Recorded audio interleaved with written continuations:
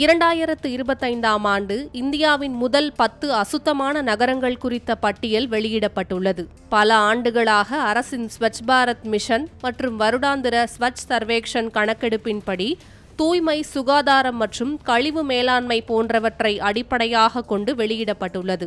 அதன்படி சில நகரங்கள் தூய்மை பராமரிப்பில் முன்னேற்றம் காணப்பட்டாலும் மோசமான உள்கட்டமைப்பு, திட்டமிடப்படாத வளர்ச்சி மற்றும் திறனற்ற கழிவு மேலாண்மை ஆகியவற்றுடன் போராடும் நிலையில் உள்ளன.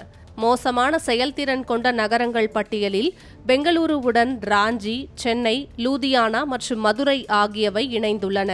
2025ஆம் ஆண்டில் இந்தியாவின் மிகவும் அசுத்தமான நகரங்கள் பட்டியலில் தமிழ்நாட்டின் மதுரை முதல் இடத்தை பிடித்துள்ளது. சென்னை 4வது இடத்தில் உள்ளது. அகமதாபாத், போபால், லக்னோ, ராய்ப்பூர் மற்றும் ஜபல்பூர் போன்ற நகரங்கள் வலுவான செயல்திறன் கொண்ட நகரங்களாக உருவெடுத்து தூய்மையான நகரங்கள் என்ற இடத்தை பிடித்துள்ளன. இந்த ஆண்டுக்கான தரவரிசை திட்டமிடப்படாத விரிவாக்கம், திறனற்ற கழிவு மேலாண்மை, சுகாதாரத்தை பேணி காப்பதில் அலட்சியம் போன்றவை இந்தியாவின் மிகப்பெரிய நகரங்களுக்கு எப்படி சவாலாக அமைந்துள்ளன என்பதை எடுத்து காட்டுகின்றன.